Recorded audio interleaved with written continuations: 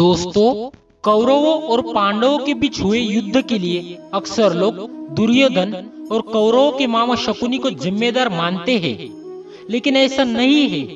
अगर आप महाभारत की कथा पर गौर करेंगे तो आप पाएंगे कि इस युद्ध का बीज बहुत पहले ही बो दिया गया था।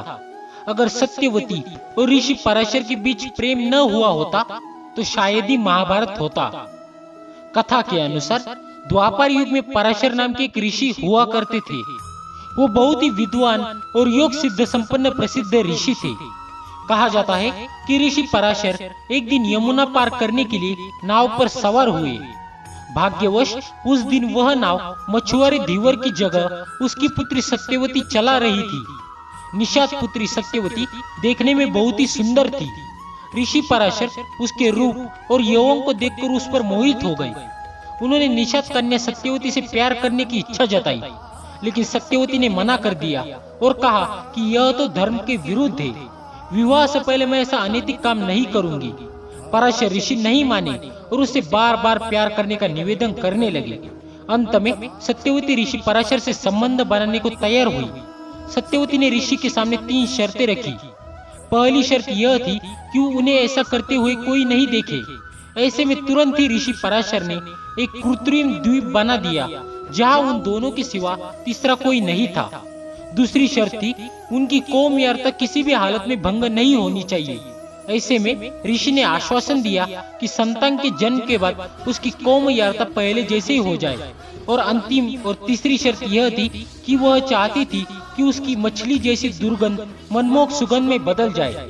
तब पराशर ऋषि ने उसके चारों ओर एक सुगंध का वातावरण निर्मित कर दिया, जिसे कि कई मील दूर से भी महसूस किया जा सकता था। सभी शर्तों को पूरा करने के बाद सत्यवती और ऋषि पराशर ने नाव में ही संबंध बनाए। कुछ महीने बाद सत्यवती को एक पुत्र हुआ जिसका नाम कृष्ण द्वापायन रखा गया।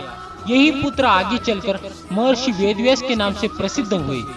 यही निषाद पुत्री आगे चलकर हस्तिनापुर नरेश शंतनु की रानी बनी। सत्यवती के कारण ही गंगा पुत्र देवव्रत को आजीवन ब्रह्मचारी रहने की प्रतिज्ञा लेनी पड़ी और देवव्रत का नाम गंगा पुत्र भीष्म हो गया। बाद में सत्यवती के राजा शंतनु से चित्रांगद और विचित्रवीर्य नामक 2 पुत्र हुए। चित्रांगद के बड़े होने पर उन्हें हस्तिनापुर का राजा बनाया गया। कुछ समय बाद गंधर्वों से युद्ध करते हुए चित्रांगद मारे गए। इस पर भीष्म ने उनके अनुज विचित्रवीर्य को राज्य सौंप दिया। विचित्रवीर्य अपनी दोनों रानियों के साथ भोग विलास में रत हो गए, किंतु दोनों ही रानियों से उनकी कोई संतान नहीं हुई और वे पीलिया रोग से पीड़ित होने के कारण मृत्यु को प्राप्त हो गए। तब माता सत्यवती ने अपने पहले पुत्र वेदव्यास को बुलाया, जिससे धृतराष्ट्र, पांडु और विदुर का जन्म हुआ। तो दोस्तों, ये थी कहानी सत्यवती और ऋषि पराशर की। आशा करता हूँ कि आपको हमारी आज की यह वीडियो पसंद आई होगी। यदि पसंद आई हो तो वीडियो को एक बार लाइक और शेयर कर दीजिए एवं कमेंट में लिख दीजिए जय श्री कृष्णा।